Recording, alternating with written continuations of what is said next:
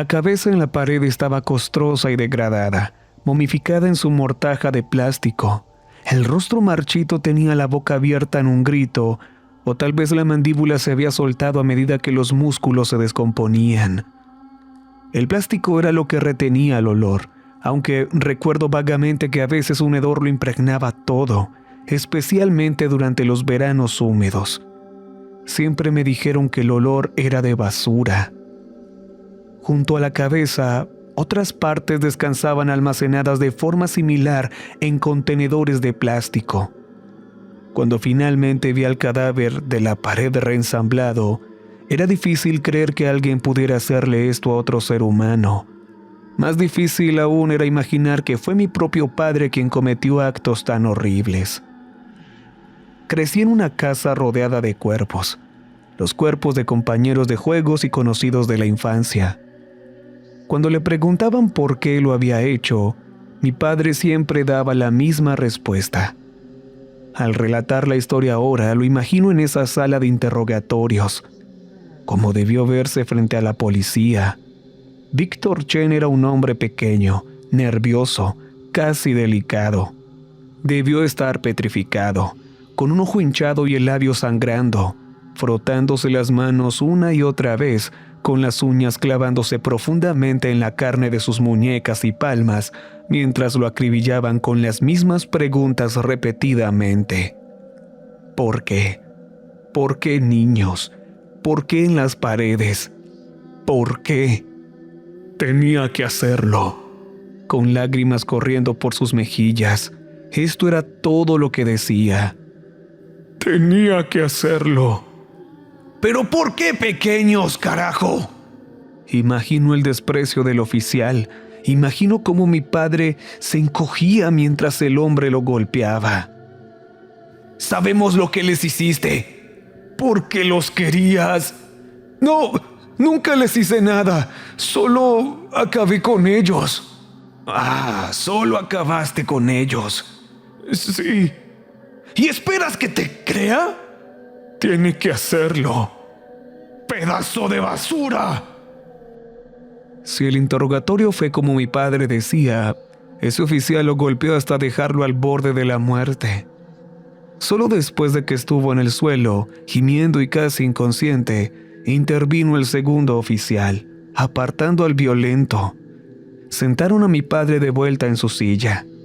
El oficial más calmado habló con un tono pausado. Ahora, señor Chen, dígame qué pasó con Mary Louise, Cale Jensen, Kyle Sanderson, Terry Choi y Evie Connor. Obviamente usted puso mucho empeño en todo. Ponerlos en las paredes requiere muchos materiales y preparación. Debe haber tenido una razón para elegirlos. ¿Cuál fue? Pero él no decía. Cuando lo enfrenté, no fue mucho mejor al principio. No habló durante una eternidad. Solo se quedó allí sentado, con la cabeza baja y las lágrimas goteando de sus ojos. Finalmente levantó la mirada. Supongo que piensas que soy un monstruo. ¿Lo eres? Pregunté. Rompió a llorar. A través de sus manos su frase amortiguada y repetida. Tenía que hacerlo. Los crímenes de mi padre no estaban motivados por ninguna de las razones que comúnmente se les atribuyen a este tipo de personas. Independientemente de quiénes fueran, todos los cuerpos recibían el mismo trato. Algunos eran amigos míos de la infancia, aunque ninguno cercano. Parece que elegía con cuidado, tan meticuloso con sus crímenes como con sus planos. Era arquitecto. Un oficio que le fue muy útil. Y sin embargo, mientras crecía, nunca tuve la menor sospecha de lo que yacía dentro de nuestras paredes. De hecho, no podría haberlo imaginado. Mi padre era tímido y de voz suave en público, cálido y amable en privado. Lo que más recuerdo de él es su risa, la forma en que se le formaban arrugas en los ojos. Estaba consagrado a la memoria de mi madre, quien falleció cuando yo era tan pequeño que no podía recordarla.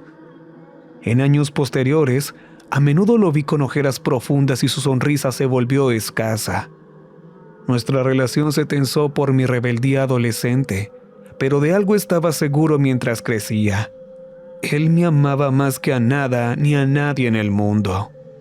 Sin embargo, cuando miro hacia atrás ahora, puedo ver que siempre hubo indicios de sus tendencias más oscuras. Por ejemplo, cuando tenía 7 años, me enseñó a despostar un cerdo. Ahora, a mi parecer, esto no es algo a lo que debas exponer a un niño pequeño. Pero allí estábamos, un cerdo extendido sobre la mesa del sótano, con los ojos vidriosos y la boca abierta. Explicó que, en lugar de comprar carne en empaques caros, podíamos ahorrar dinero congelando la carne nosotros mismos. Por supuesto, yo grité histéricamente. Él chasqueó la lengua mientras le cortaba las patas y las soltaba en un balde, recordándome cuánto me gustaba el tocino. Decía que pretender que el tocino aparecía mágicamente en un pasillo del supermercado era un tipo de pensamiento fantasioso y peligroso que permitía toda clase de atrocidades. Puedes hacer cualquier cosa malvada, declaró, si la desinfectas en plástico. Una afirmación que, en retrospectiva, resulta escalofriante.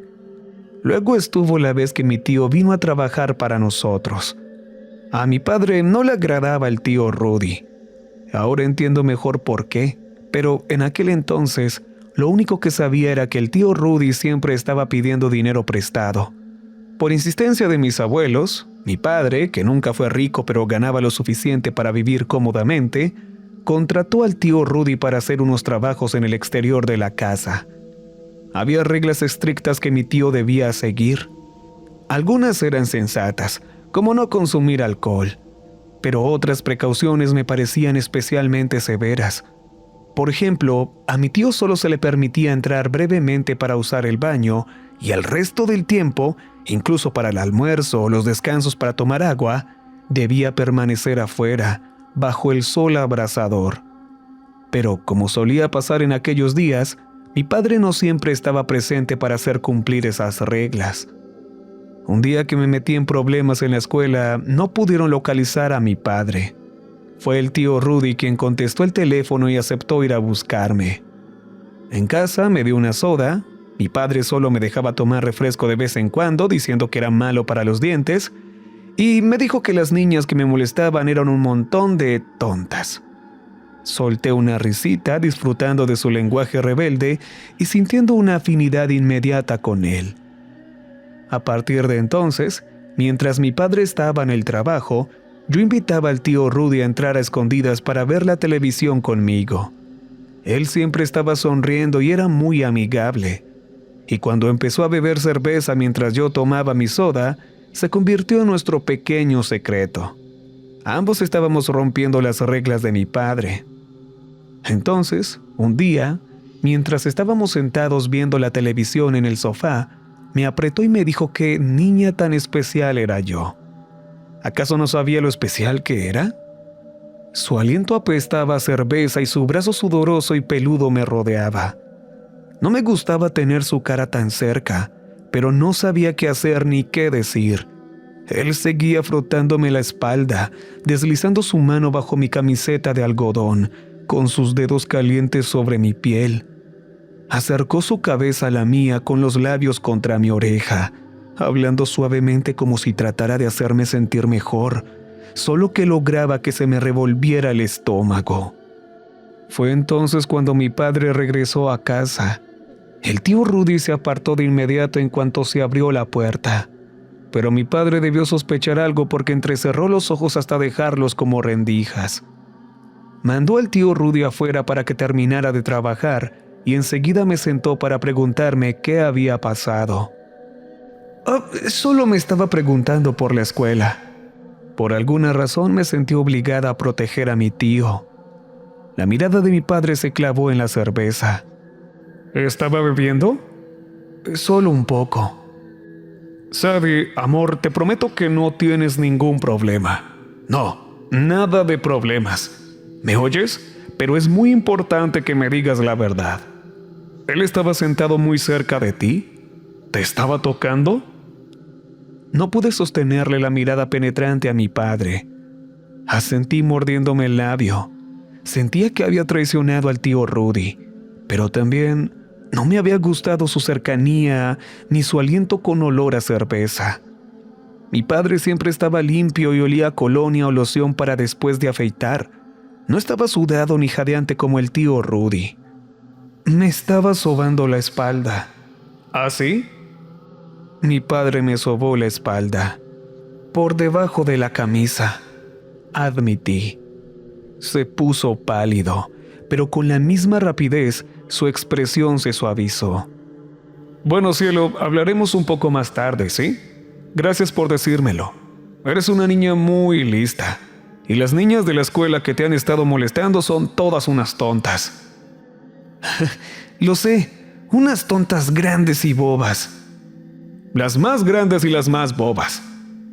Mi padre me dio un empujoncito juguetón, lo que me hizo chillar de risa y luego me dijo que subiera a mi cuarto a leer algunos libros y que iríamos por helado más tarde. Solo necesito hablar un momento con el tío Rudy sobre el jardín, ¿de acuerdo? Anda, ve. Subí las escaleras sonriendo, pero sabía que me estaba ocultando algo, así que bajé hurtadillas para escuchar a escondidas. Al acercarme a la puerta de la oficina, alcancé a oír la estruendosa protesta de mi tío. ¿Pero qué carajo? Por el amor de Dios, solo la estaba consolando. Eso es todo. ¿Qué carajo crees que estaba haciendo? ¡Vamos, hermano!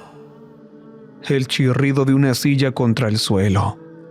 A través de la rendija de la puerta, alcancé a ver a mi padre abalanzarse, agarrando a mi tío por la camisa.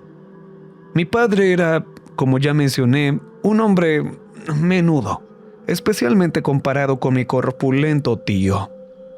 Y sin embargo, fuera lo que mi padre le hizo a la cara, hizo que mi tío palideciera de miedo, retrocediendo como si mi padre fuera una cobra a punto de atacar.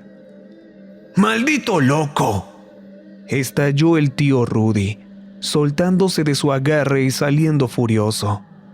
Ambos me vieron, pero el tío Rudy solo ensanchó las fosas nasales y pasó a mi lado como una tromba. Me quedé allí de pie en el pasillo, incómoda y temblando. La rabia feroz desapareció del rostro de mi padre y corrió hacia mí. Sadie, lo siento tanto. Debí haberlo sabido. Tus abuelos me rogaron que lo ayudara. Pensé que si ponía reglas... Ay, lo siento tanto, mi amor. En aquel momento no entendía realmente por qué estaba tan angustiado. Mi tío no había hecho más que frotarme la espalda y hacerme cosquillas en la oreja con sus bigotes y su asqueroso aliento a cerveza. Yo no sabía de las otras cosas que mi tío había hecho y que mis abuelos habían callado para proteger a su hijo mayor. Y aunque yo había salido ilesa del encuentro, creo que mi padre todavía sentía los más profundos remordimientos. Las cosas se volvieron muy tensas entre él y mis abuelos después de eso. Dejó de llevarme a visitarlos. Estábamos aislados, una familia de dos. Otra razón tal vez por la que nadie sospechó lo que ocultó en esas paredes durante tanto tiempo. No había nadie en nuestras vidas excepto nosotros. Si te resulta difícil reconciliar esta figura paternal con los cuerpos, bueno, imagina lo difícil que fue para mí cuando finalmente descubrí lo que él había estado haciendo todos estos años. La primera desaparición ocurrió cuando yo estaba en segundo grado. Tuve una pijamada justo antes de mi 8º cumpleaños, festejando antes porque mi cumpleaños caía en un día de escuela y mi padre era muy estricto con la importancia de los estudios. Vinieron 4 amigas y estábamos cortando el pastel cuando una niña llamó a mi puerta. Su nombre era Mary y vivía al final de la calle. Durante los veranos, cuando no había clases y mis amigas estaban de vacaciones, no había muchos otros niños en nuestra cuadra, así que Mary y yo estábamos más o menos obligadas a ser compañeras de juego. Pero una vez que la escuela empezaba de nuevo, yo solía dejarla de lado en favor de mis amigas del colegio hasta el verano siguiente. Llamó a mi puerta para invitarme a su casa, pero al ver que yo tenía una pijamada, se emocionó mucho. Yo no quería que se uniera a nosotras y le dije alguna mentira piadosa sobre que no teníamos suficiente pastel. No estoy segura de cómo, a punto de cumplir 8 años, ya tenía facilidad para las mentiras piadosas. ¿O qué dice esto sobre el ejemplo que daba mi padre? El rostro de Mary se enrojeció ante mi rechazo y estaba a punto de marcharse resentida cuando mi padre le dijo que, por supuesto, podía unirse a la fiesta. Cuando ella se negó, él se ofreció a darle al menos una bolsa de regalo de la fiesta. Mary miró los juguetes que mis amigas de la escuela habían recibido en sus bolsas y la tentación venció al orgullo. Esperó mientras él preparaba la bolsa. Él me lanzó una mirada, la misma que me daba cuando no hacía mis tareas, cuando me iba mal en un examen o cuando lo decepcionaba de alguna u otra forma. Luego sacó la bolsa de regalo para Mary. Segura de que me reprendería más tarde, me atiborré de pastel, como si al comer lo más posible estuviera demostrando de alguna manera mi derecho a que todo saliera a mi modo. Más tarde, mis amigas y yo estábamos en mi habitación, en un mar de camas extendidas en el suelo, con una tienda de campaña para mí y luces de colores colgadas por todas partes. Para entonces me sentía de buen humor, así que cuando mi padre entró a darnos las buenas noches, le pregunté si a Mary le había gustado su bolsa de regalo. En lugar del reproche que esperaba, él realmente se estremeció. Murmuró buenas noches y nos sirvió a todas chocolate caliente antes de dormir. Yo no terminé el mío porque había comido demasiado pastel. En retrospectiva, esta es probablemente la razón por la que me desperté. Fue un grito lo que me sobresaltó. Me incorporé de golpe, jadeando, con los ojos muy abiertos y la piel de gallina en los brazos. Vagamente me pregunté si solo habría tenido una pesadilla. Apartando las cobijas, puse los pies en el suelo. Mis amigas estaban todas profundamente dormidas. Había luz debajo de la puerta de la habitación. Con cuidado de no pisar a ninguna de mis amigas envueltas en sus mantas, caminé de puntillas hacia la puerta y me asomé al pasillo brillantemente iluminado. ¿Papá? Silencio. Bajé las escaleras con pasos suaves. En la sala en sombras, los restos de nuestra fiesta yacían esparcidos alrededor del sofá. Eso era inusual. Mi padre era muy ordenado y nunca dejaba desorden de un día para otro. La luz salía a raudales por la puerta de la cocina y entré observando el montón de platos apilados junto al fregadero, con migas de pastel y restos de glaseado. Al fondo de la cocina, la puerta del sótano estaba entreabierta, y desde abajo, ruidos, el crujido de plástico, el congelador abriéndose y cerrándose, luego el sonido de pasos en la escalera. Me quedé helada, como un animal frente a las luces de un auto, mientras las bisagras de la puerta chirriaban y mi padre aparecía. Estaba vestido con lo que parecía ropa holgada y desechable, y llevaba un delantal atado a la cintura, un delantal empapado en rojo, y su rostro tenía una expresión que yo nunca había visto, un brillo peculiar y maníaco en sus ojos. ¿Papá? Se detuvo en seco con voz ronca. ¿Sadie? Solo miraba su delantal ensangrentado. Él se lo quitó rápidamente y lo hizo un bulto en el fregadero. «Sadie, ¿qué haces despierta? Son las 3 de la mañana». ¿Eso es sangre? Sus párpados temblaron.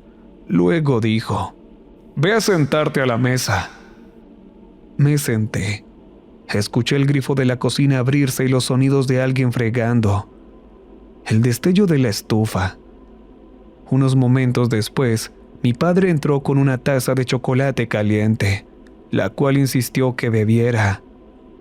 Me sentí somnolienta incluso antes de terminarla, y casi me desplomo en la silla, apenas consciente de cuando me levantó y me llevó arriba. Recuerdo haberme sentido mal, en parte por la bebida, pero sobre todo por el olor. Olía tan fuerte a sangre. Por la mañana desperté en una habitación vacía. Mi padre me dijo que mis amigas estaban todas en la escuela, pero que él no había querido molestarme.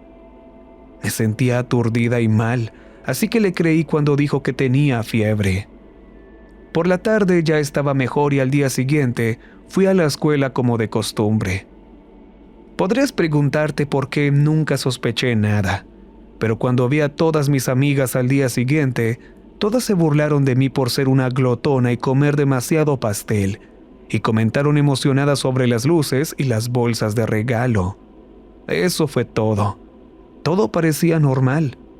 Además, no mucho tiempo después de aquel incidente, al día siguiente de la fiesta, de hecho, mi padre me enseñó a despostar un cerdo. Así que la imagen de mi padre con un delantal ensangrentado quedó firmemente asociada con la carne de cerdo en nuestro congelador. Si tenía algún recuerdo de gritos a mitad de la noche, bueno, asumía que era un cerdo. Unos días después, mi padre hizo algunas renovaciones, abriendo el espacio bajo la escalera y tapándolo con el pretexto de unas tuberías que goteaban. Cuando un olor a basura impregnó las paredes, me dijo que eran aguas residuales, que era el problema de la tubería, pero que pronto se iría. Y así fue. Y cuando finalmente volví a preguntarme por Mary, después de que no apareciera para jugar durante semanas, bueno, la historia de la niña que desapareció en nuestra calle parecía un trágico cuento con moraleja. Triste, pero ajeno a nuestra casa. Mi padre se mostró muy apenado cuando se enteró. Envió flores a la familia y siempre se refería a ella como esa pobre y dulce niña. Y no me dejaba andar sola por el vecindario debido a lo sucedido. ¿Es de extrañar que me regañara por completo? No tenía ni idea. Hasta el día en que su cadáver momificado fue descubierto en nuestra casa, y el caso de la persona desaparecida hace una década finalmente se resolvió.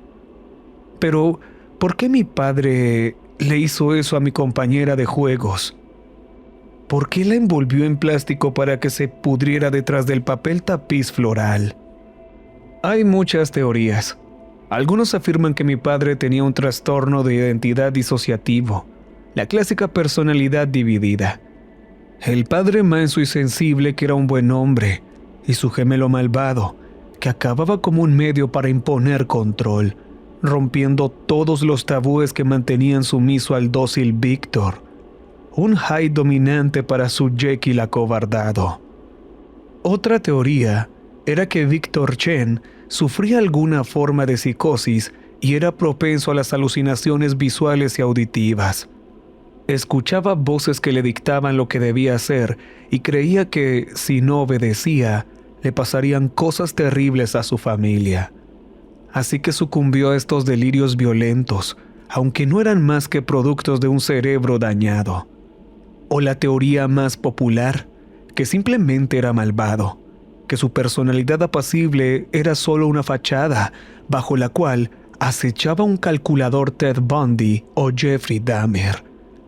Esta teoría, por mucho la más aceptada, es la que menos sentido tiene para mí, porque uno no pensaría que un depredador así haría una excepción con su propia hija.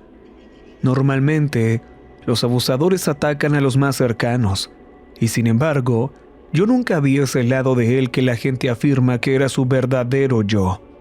Solo algún destello ocasional misterioso de desesperación y la sensación, especialmente durante mi adolescencia, de que algún tipo de sombra lo estaba devorando por dentro. Las siguientes 2 desapariciones ocurrieron en mi preadolescencia. La primera fue una niña de la escuela que supuestamente vendría a casa para un proyecto. Nunca apareció. La policía nos entrevistó a mi padre y a mí varias veces, pero como yo informé con sinceridad que nunca la vi, creo que la sospecha que de otro modo se habría sentado sobre mi padre se desvió. El segundo fue el primero y único niño entre sus víctimas. Kyle Sanderson había estado lanzando bolitas de papel y tirándome del cabello en el autobús escolar. Cuando me quejé al respecto con mi padre, él me interrogó intensamente. El nombre del niño, dónde vivía, dónde lo recogía el autobús. dijo que llamaría a la escuela. Y unos días después, Kyle no estaba en el autobús. Supuse que mi padre de alguna manera había hecho arreglos para cambiar nuestras rutas, pero cuando le pregunté, admitió que había estado demasiado ocupado y no se había comunicado con el distrito.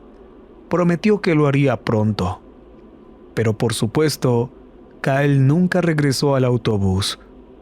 A nosotros, los niños, nos pusieron una vez más bajo estricta vigilancia y nos ordenaron nunca caminar solos por las calles. Mary Louise, Kyle Jensen y ahora Kyle Sanderson. En algún lugar de nuestro tranquilo suburbio vivía un depredador. Cada vez que ocurría una desaparición, ese olor a basura regresaba. Y mi padre me prohibía invitar amigos, poniendo excusas de que las tuberías estaban mal o que un animal había muerto en el ático. Muy pronto, como siempre, el olor se desvanecía. No fue sino hasta la última vez más reciente, cuando mi padre fue finalmente atrapado, que vi su verdadera y monstruosa naturaleza, porque fui yo quien lo atrapó. Tenía 17 años y estaba emocionada por un viaje de fin de semana con mi mejor amiga, Mickey. Planeábamos ir a nadar y tener una fogata en la casa del primo de Mickey. Mi sobreprotector padre nunca me había permitido estar fuera después del toque de queda de las 11 de la noche. Así que ir sin supervisión durante todo el fin de semana se sentía como lo más liberador del mundo. Francamente, era extraño que hubiera aceptado, pero supuse que todas mis quejas rebeldes finalmente lo habían agotado. Su actitud fue casi mecánica cuando me advirtió contra el uso del alcohol y me recordó que le enviaron mensaje al llegar. Mientras me acompañaba al auto de Mickey, también me advirtió que tuviera cuidado con los chicos en la fiesta. Dijo que muchos amigos tenían secretos oscuros y que no se podía confiar en ellos, especialmente después de unos tragos.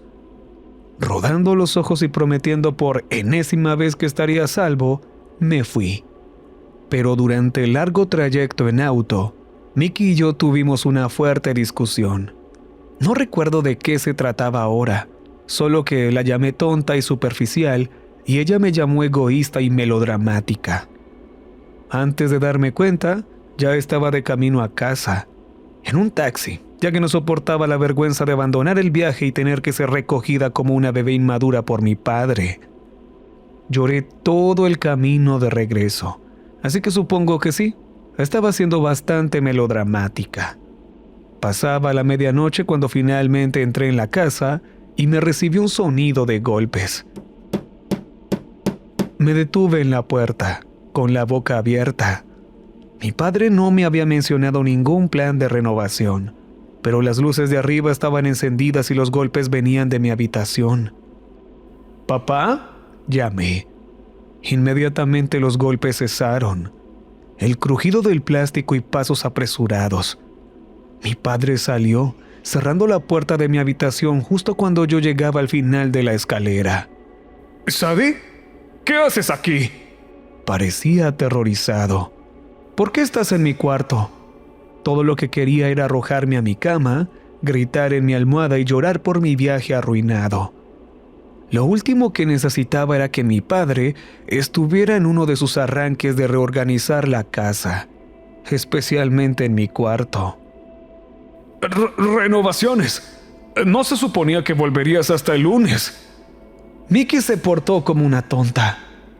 Traté de pasar a su lado, pero él me bloqueó el camino. «No, hay asbesto. Es peligroso respirar». «Tú no llevas máscara». De repente sospeché. Sentí un arrebato de ira, indignado porque hubiera vulnerado mi privacidad entrando en mi cuarto. Y tal vez, solo tal vez, la sospecha de algún secreto más oscuro se encendió en mí. Una chispa de miedo, de incertidumbre. ¿Por qué mentía mi padre sobre el asbesto? ¿Qué ocultaba allí adentro? Agarré la perilla. «¡No!». Sus manos sujetaron mis brazos. «Vuelve abajo. Toma tu bolso y vete». «¡Ay, papá! ¡Vete!». Su agarre era como garras, tan fuerte que sentía que podría lastimarme la piel. Las lágrimas asomaron a mis ojos. Su actitud brusca, el brillo salvaje en su mirada, todo aquello puso mi corazón a 1000 por hora. El pánico me dio fuerzas para soltarme y empujarlo. Él chocó con fuerza contra la pared. Agarré la perilla y entré corriendo. ¡No, no! ¡No lo hagas! ¡No! Su advertencia se disolvió en un lamento y lo vi morderse el puño para controlar un sollozo repentino. Cerré la puerta de un portazo y le eché llave.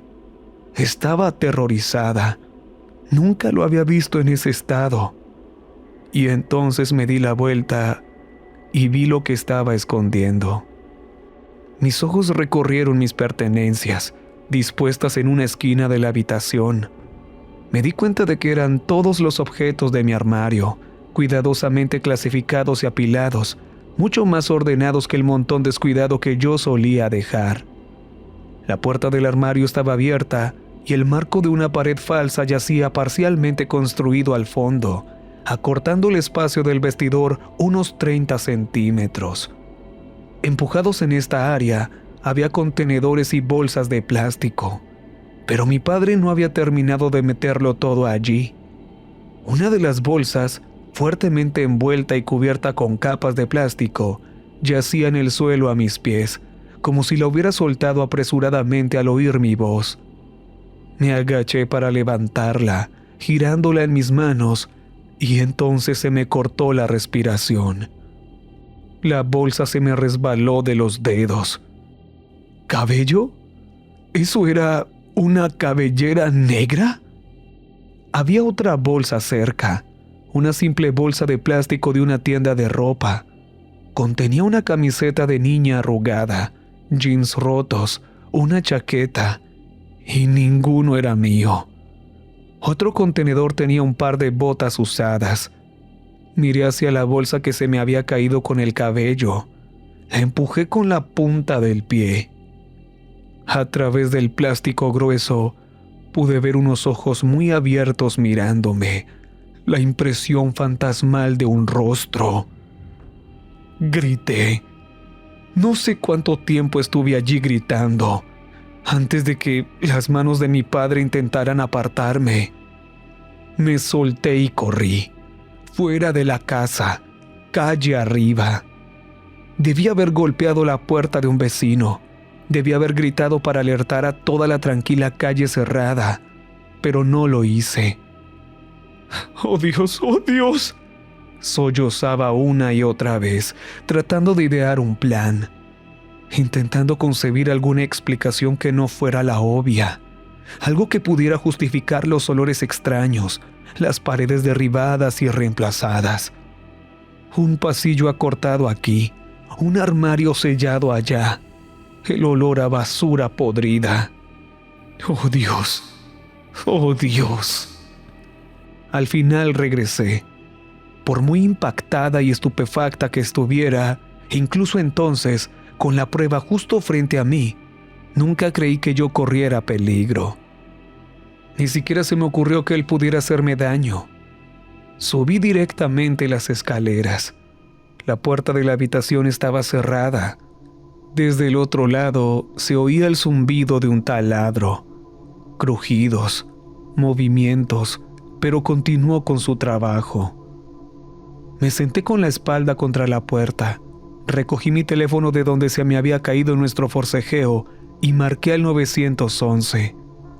Hablando muy bajito, con las lágrimas rodando por mi cara, le relaté lo que había visto a la operadora.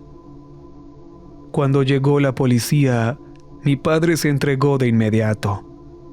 Me fui a quedar con mis abuelos mientras la casa se convertía en una escena del crimen. Al final se encontraron 7 cuerpos en las paredes. La mayoría eran menores, aunque había 2 adultos. La chica de la tienda de ropa, que acababa de cumplir 18 años, así como mi tío Rudy. Los destinos de Mary Louise, Kaylee Jensen y Kyle Sanderson por fin se conocieron. Mientras la comunidad estaba conmocionada, todos los ojos se dirigieron a mí, preguntándose cómo pude haber vivido en esa casa y no saberlo. ¿Había sido cómplice?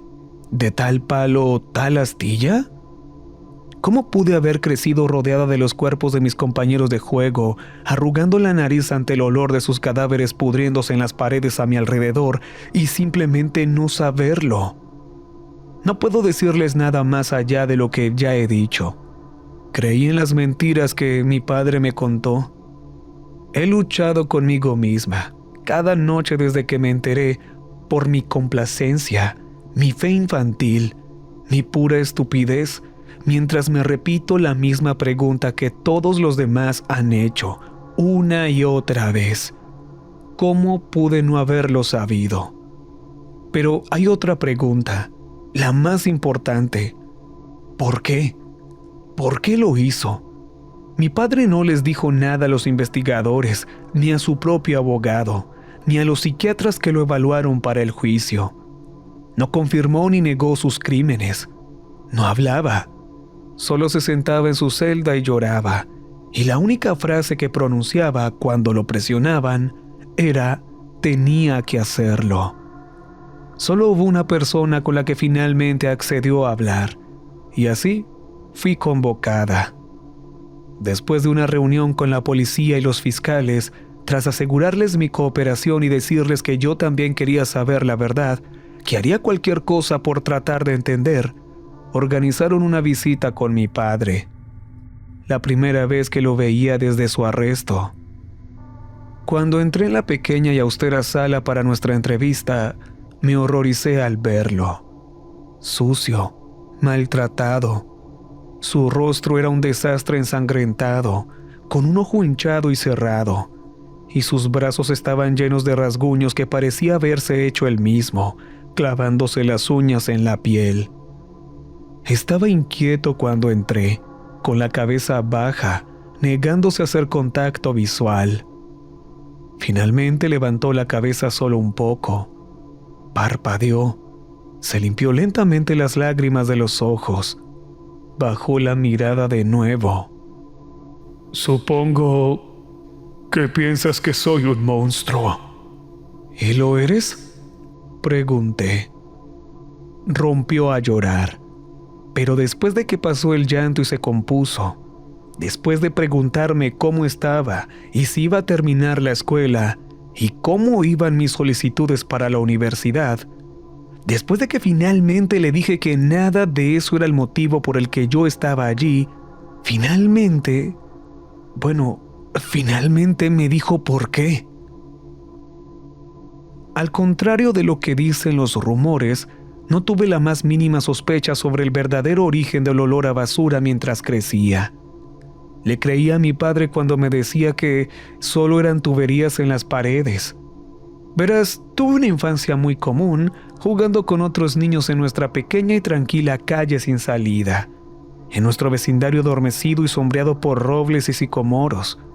Había susurros, por supuesto, sobre un depredador. Y había también una corriente subterránea de miedo.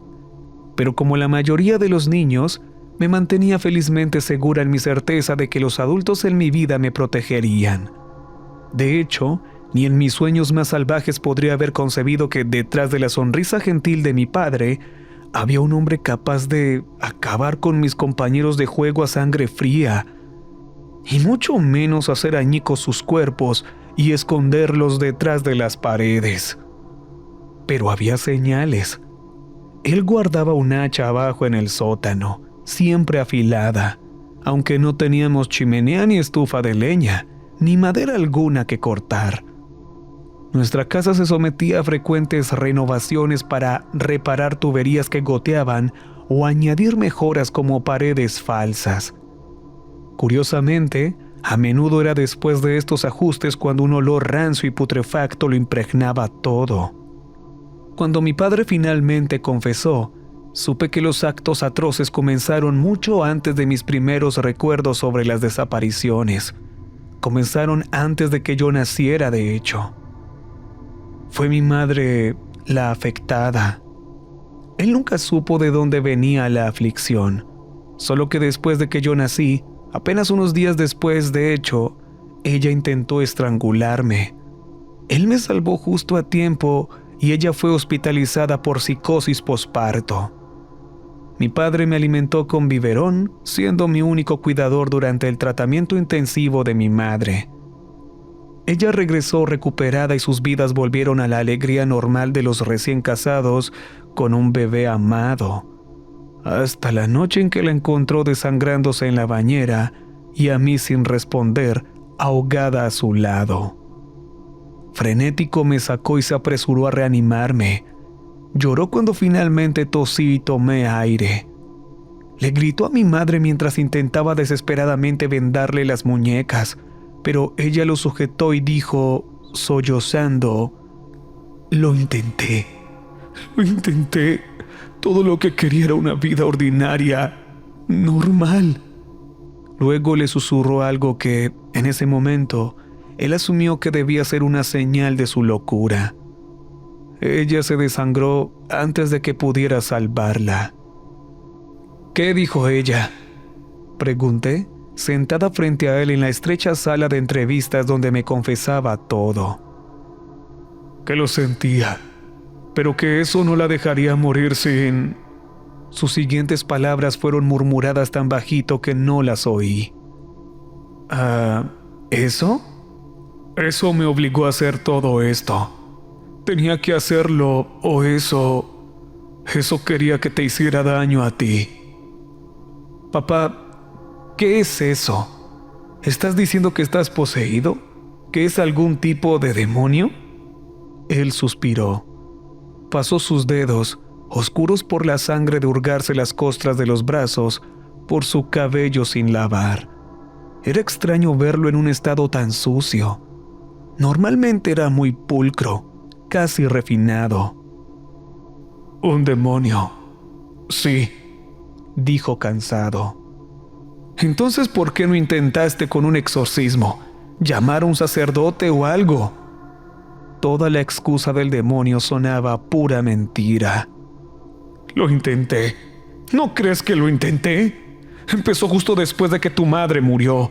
Esos impulsos pequeños, diminutos, casi insignificantes.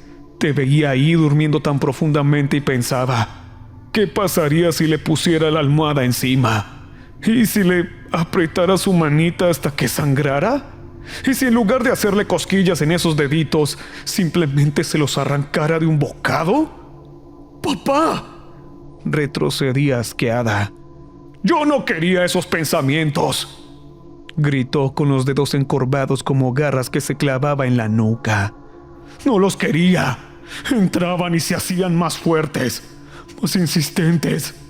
No podía ignorarlos. No sé qué era, o pensaba que solo era una enfermedad en mí. Fui al médico, psiquiatra, me dopé con pastillas, probé con sacerdotes, oraciones, y sí, hice un exorcismo de mierda».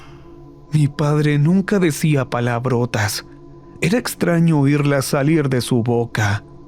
«Lo intenté todo, pero no paraba. Lo único que hacía que las voces se callaran era... ¿Era qué?», pregunté mientras él ponía esa mirada lejana y atormentada, y supe que estaba reviviendo algo. ¿Pero reviviendo qué? ¿Era qué, papá? «Ceder», dijo finalmente, cerrando los párpados, dejando caer la cabeza entre sus manos. ¿Ceder? ¿Y qué? ¿Simplemente empezaste a acechar niños?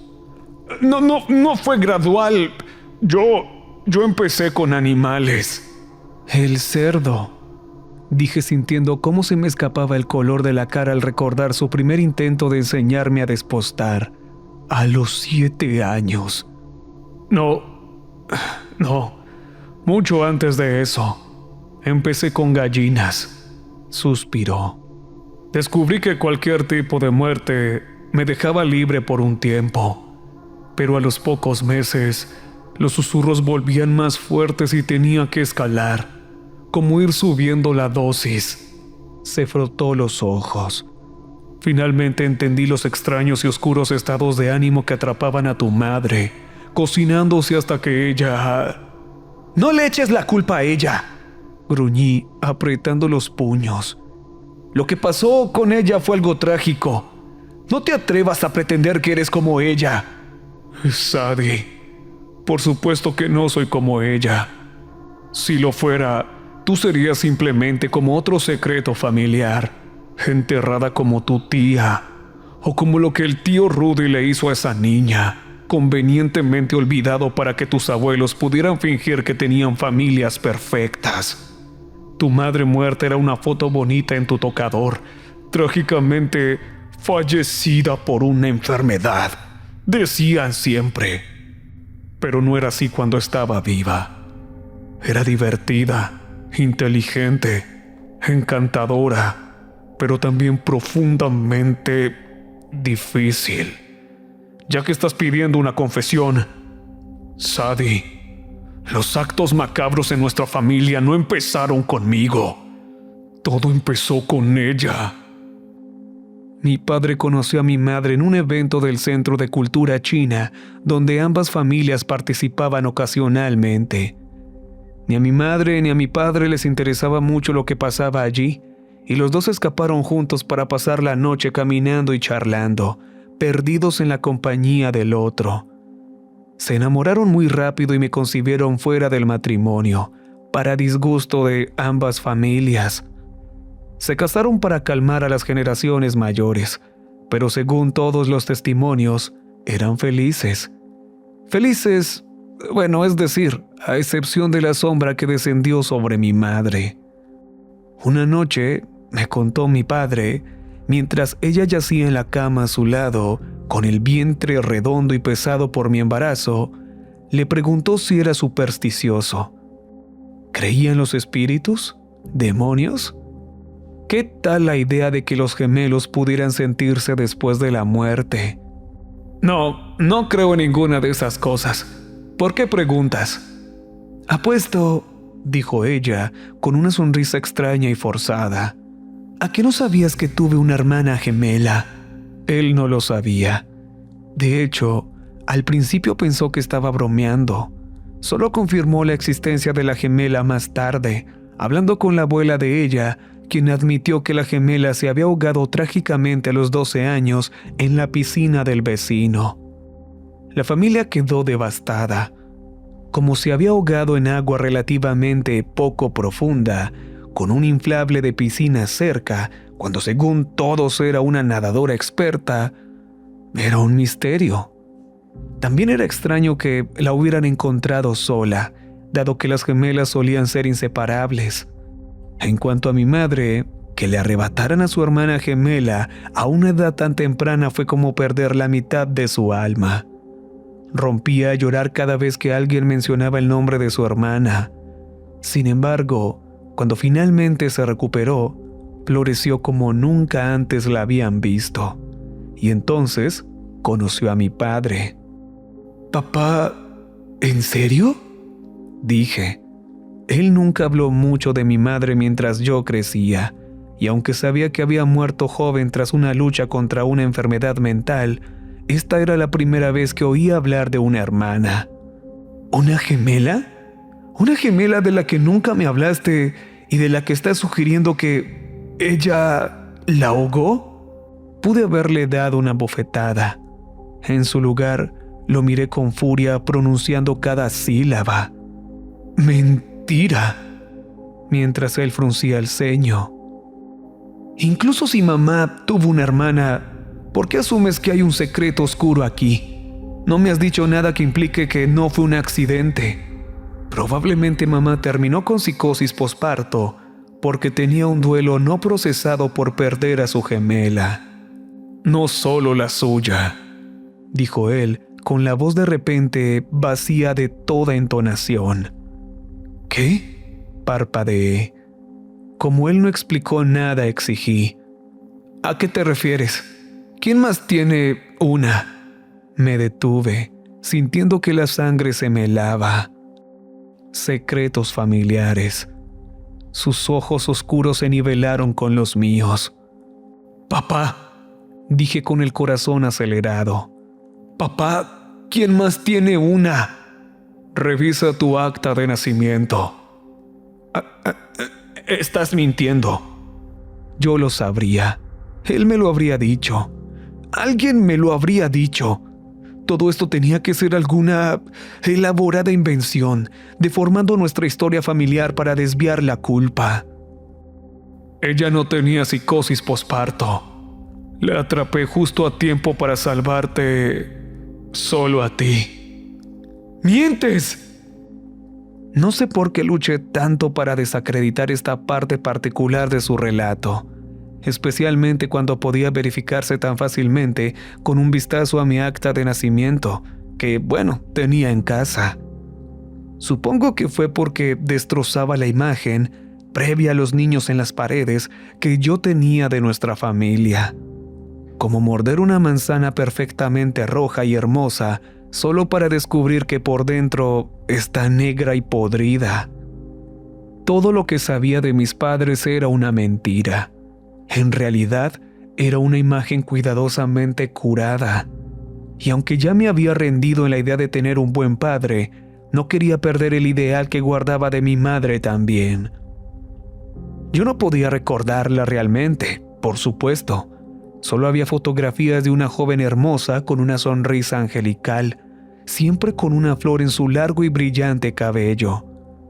Mientras crecía, solía darle un beso de buenas noches a su foto, fascinada por el relato de una joven muerta por una trágica enfermedad. Supongo que imaginaba que ella habría sido la madre perfecta si hubiera vivido. Mi padre, quien me crió con suficiente amor y ternura como para casi igualar mi versión imaginaria de mi madre, nunca me sacó de mi error sobre su perfección. Hasta ahora. Él frunció los labios y ladeó la cabeza ante mi negación. Discúlpame. Girándose, golpeó la mesa con el puño tan fuerte que escuché el crujido de sus nudillos al romperse. Di un respingo, retrocediendo, mientras él se encorvaba sobre su mano herida con los dientes apretados por el dolor. Sus ojos lagrimeaban y una mezcla de saliva y sangre burbujeaba de su boca. Luego se enderezó, sosteniendo la mano rota, y dijo: me estaba diciendo que te destrozara la cara. Carajo. Ahora bien, los niños. ¿Por qué empecé con ellos? ¿Eso es lo que realmente quieres saber? No quería saberlo, pero los oficiales que monitoreaban nuestra charla se sentirían decepcionados si abandonaba la entrevista ahora, justo cuando él se acercaba al punto crítico. Así que le dije que necesitaba ir al baño. Escapé y me incliné sobre el lavabo, salpicándome la cara con agua fría del grifo. Cerré los ojos y bajé la cabeza, fingiendo por unos minutos que estaba en cualquier lugar menos aquí, entrevistando a mi padre sobre secretos que desearía no haber desenterrado nunca. Finalmente, me obligué a mirarme en el espejo, a ver el rostro que tenía los pómulos altos de mi madre y los ojos estrechos de mi padre. Ellos dos realmente habían sido una pareja de foto. ¿Qué otra podredumbre expondría si cavaba más profundo? Finalmente, regresé a la sala de entrevistas para enfrentar al monstruo en mi padre. Casi te asfixio cuando tenía 5 años, dijo él sin preámbulos. ¿Qué? Yo no recordaba nada de eso. Me estabas haciendo una pregunta, solo una pregunta inocente. Tenías miles de preguntas en esos días, y una rabia repentina se apoderó de mí. Simplemente agarré tu cara y puse mi mano sobre tu nariz y tu boca. Así. Imitó la acción, con su mano rota sosteniendo la parte posterior de una cabeza invisible y la otra cubriendo una boca y nariz imaginarias. Las voces estaban muy fuertes ese día, ensordecedoras, como campanas de iglesia. No dejaban de decirme que apretara, así que te sostuve mientras te sacudías y te ponías morada hasta que te quedaste helácea. Sus manos apretaron con más fuerza.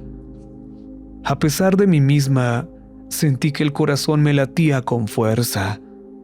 Me descubrí contando los segundos. Él siguió apretando sin mirarme, con la vista fija en algún recuerdo lejano. Y luego, abruptamente soltó. Exhalé sin siquiera darme cuenta de que había estado conteniendo el aliento hasta que sus ojos volvieron a buscar los míos. Te despertaste en apenas un par de segundos. Yo no recuerdo nada de esto. Bueno, solo tenía 5 años. Y te consuelo justo después, y te dije que habías tenido un mal sueño. Me mentiste. Sí, linda. Te mentí, en lugar de explicarte que papá estaba poseído y que te asfixió a propósito. Me crucé de brazos. Sí, claro, buena decisión, supongo. El padre del año. Él realmente se rió. Solo fue una risita corta, pero fue el primer destello que vi del hombre que conocía antes de que se retirara de nuevo a su caparazón. No confiaba en mí mismo estando contigo después de eso, así que te dejé con tus abuelos. Luego intenté acabar con mi vida. Una soga, un arma, pastillas para dormir, pero eso no me dejó hacerlo. Finalmente entendí por lo que pasó tu madre. Volví con tus abuelos y te recogí. Al igual que ella, yo iba a... Su voz se quebró.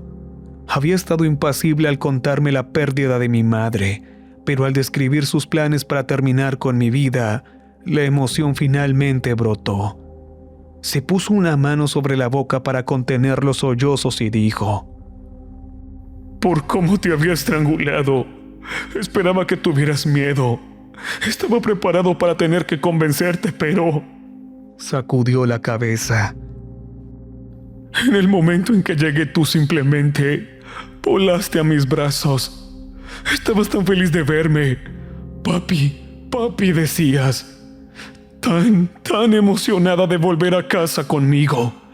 Radiante y sonriente. Y yo simplemente... Yo supe entonces que iba a luchar contra eso. Por un tiempo. Solo tú eras suficiente para alejar la oscuridad». Ahora estaba llorando. Alargué la mano y él me la apretó. Tenía los dedos sucios y las uñas con costras de sangre. Luego me soltó, se agachó y agarró su camisa, tirando de ella por encima de su cabeza.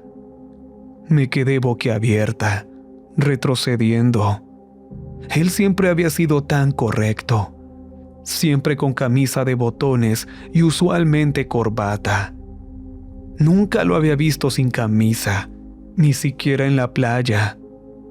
Todo su torso, por delante y por detrás, estaba cubierto de cicatrices que se cruzaban, algunas profundas, otras superficiales, algunas muy recientes, pero la mayoría bastante viejas. Al oírme jadear, se volvió a poner la camisa. Intenté luchar contra eso de 1000 maneras, pero dejó de funcionar.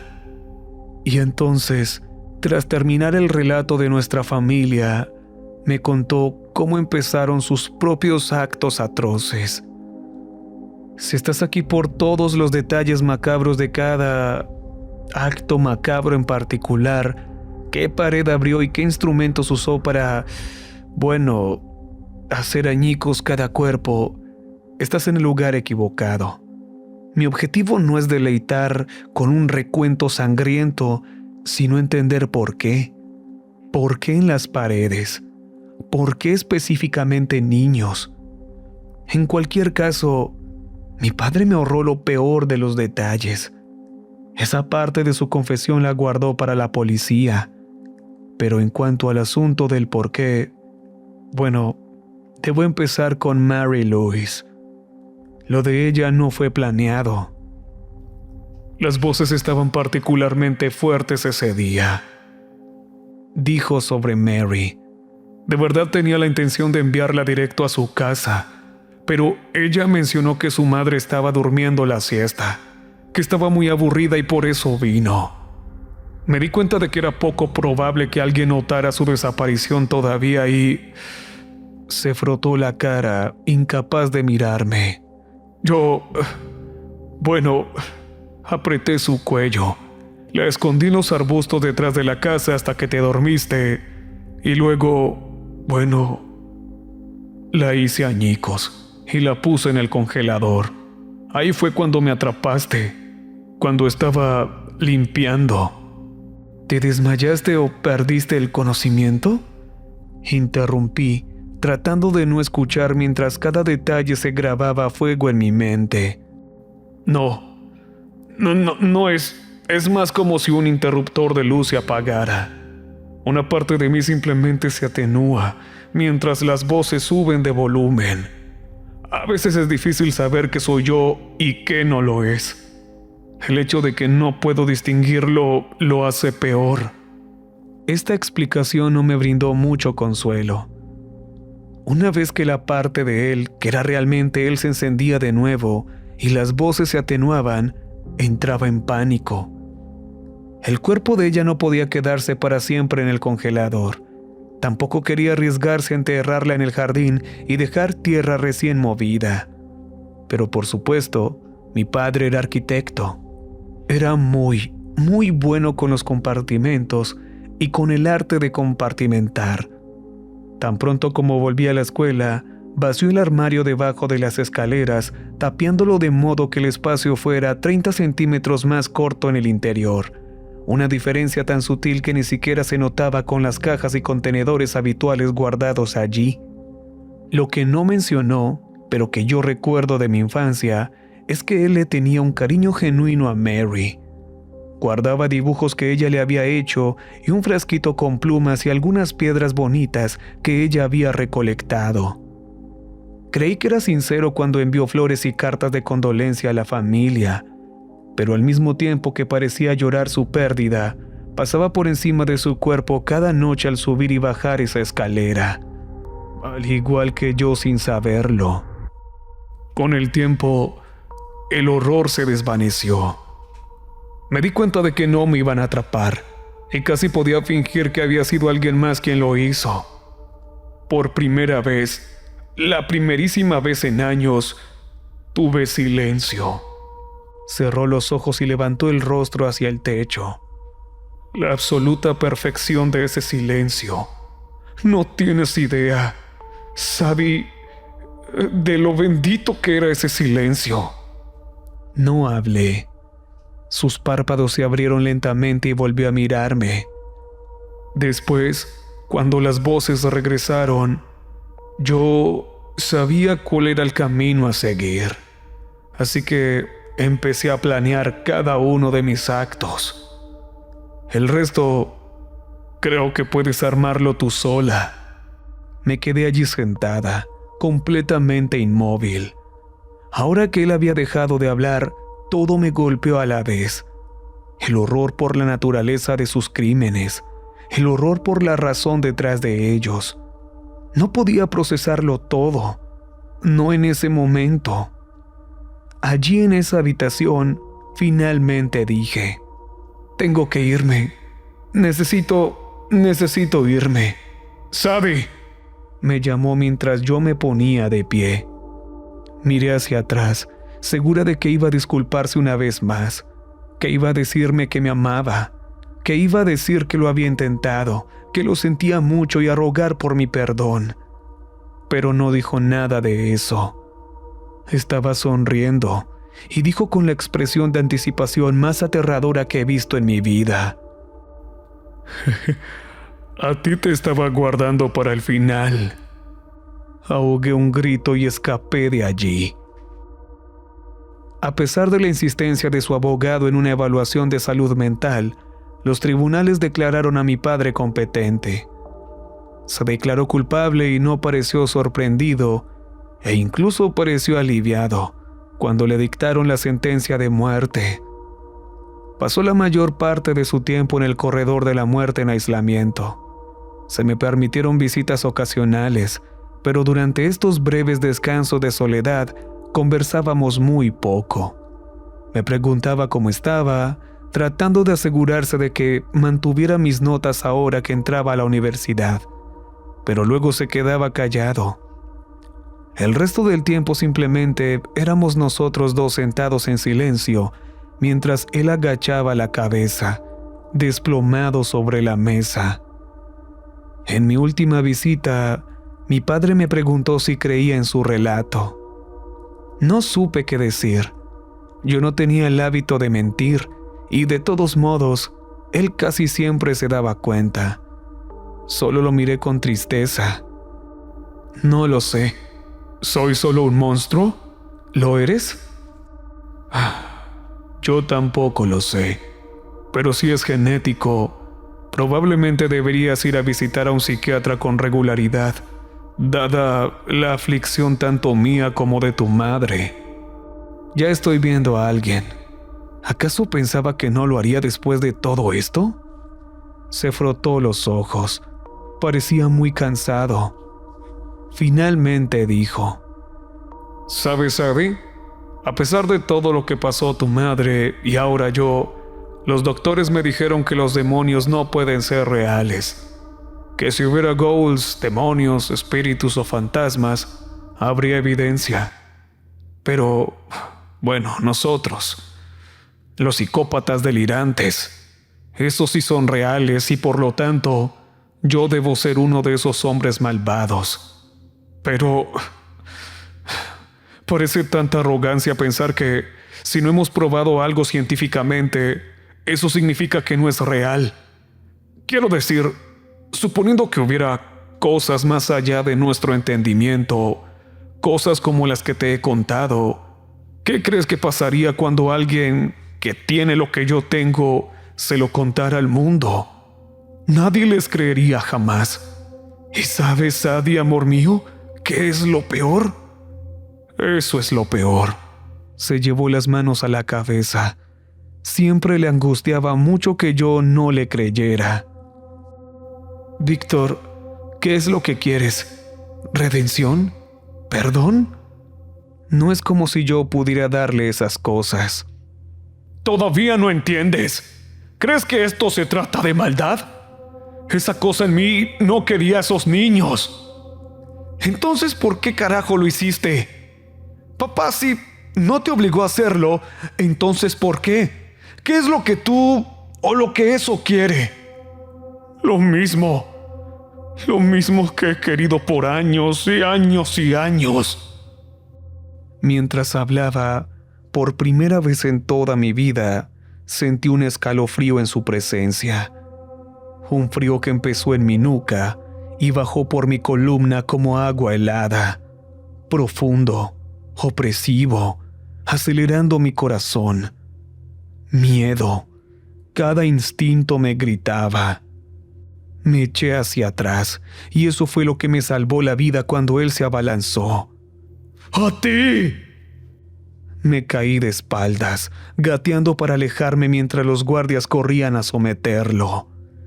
¡Vuelve aquí! ¡Ven aquí, perra! ¡Eres una hija terrible! ¡Vuelve aquí ahora mismo! Escupió insultos, palabras que ningún hombre debería decir sobre su propia hija. En mi último vistazo, casi parecía como si se estuviera desgarrando a sí mismo. La sangre corría por su rostro de donde sus manos intentaban sujetar su boca. Sus dedos se clavaron en sus ojos, cegándose para no poder verme, de modo que cuando se quitó de encima de los guardias, a pesar de lo corpulentos que eran, me buscó a tientas, sin ver. Me encogí contra la pared mientras por poco alcanzaba mi pie. La sangre brotaba de sus ojos como lágrimas hasta que los guardias lo sujetaron de nuevo y escapé. Víctor Chen nunca cumplió su sentencia. Lo encontraron molido a golpes y con la garganta cortada. Probablemente los guardias miraron hacia otro lado y dejaron que sucediera. Para ser honesta, creo que fue una misericordia para él. Su largo calvario finalmente había terminado. Pero, Pienso a menudo en lo que dijo al final. Si las apariciones se limitan solo a las experiencias del acechado, ¿cómo podemos saberlo? ¿Cómo podemos distinguir entre un hombre atormentado y un loco? No estoy segura de que se pueda. Ciertamente los tribunales y los doctores no pudieron. Pero ya fuera que eso fuera real o no, finalmente entiendo a qué se refería cuando dijo que eso no quería a esos niños. Debí haberlo descifrado antes, basándome simplemente en lo que me contó de mi madre. Primero acabó con su hermana, luego a su propia hija, mi gemela, y casi a mí, a todos los que amaba. En cuanto a por qué nunca intentó acabar con mi padre, bueno, creo que es porque hizo algo mucho peor, maldiciéndolo con el destino más terrible de todos. Estaba en sus palabras finales, esas que él murmuró y que no pude entender al principio. Sus últimas palabras para él fueron: lo siento, no me dejaba morir sin alguien nuevo. Lo que nos lleva al turno de mi padre como anfitrión. Todos los niños que, bueno, ya no están, las edades iban desde los 8 a los 18 años. La última víctima había celebrado recientemente su cumpleaños número 18, justo como yo estaba a punto de hacerlo. De hecho, eran casi siempre chicas de mi misma edad. Verás, a esto se refería cuando dijo que eso no los quería a ellos. Quiere lo que tú amas. No lo dejaba morir, no lo dejaba descansar, pero mientras él sucumbía a su maldad en todos los demás sentidos, cometiendo los actos más terribles y convirtiéndose en un monstruo literal, a veces pienso en el hecho de que al final logró nunca darle lo que realmente quería, que a su manera retorcida continuó protegiéndome, porque cada una de las víctimas de mi padre era en realidad solo un sustituto, como apuñalar a una muñeca en lugar de a la persona real. Cada acto terrible era simplemente un reemplazo para mí. Me gustaría pensar que él ganó, que evitó que eso consiguiera lo que quería o que pasara a alguien más, que aunque no pudo acabar con su vida, eso perdió cuando le cortaron la garganta, eliminándolo a ambos del mundo. Pero hace un par de semanas vi en el periódico que una pastora de una de las iglesias locales, una buena mujer de mentalidad progresista, conocida por visitar las prisiones y ayudar a los más desfavorecidos, había sido arrestada por... bueno, maltrato y privación de la vida de dos ancianos dejados a su cargo. Cuando le preguntaron por qué había cometido tal crimen, esta mujer que durante décadas sirvió a la comunidad con bondad y caridad, que según todos los informes amaba profundamente a sus clientes, se cubrió la cara y dijo, con aparente confusión, una frase que me dio escalofríos por su terrible e íntima familiaridad. Tenía que hacerlo.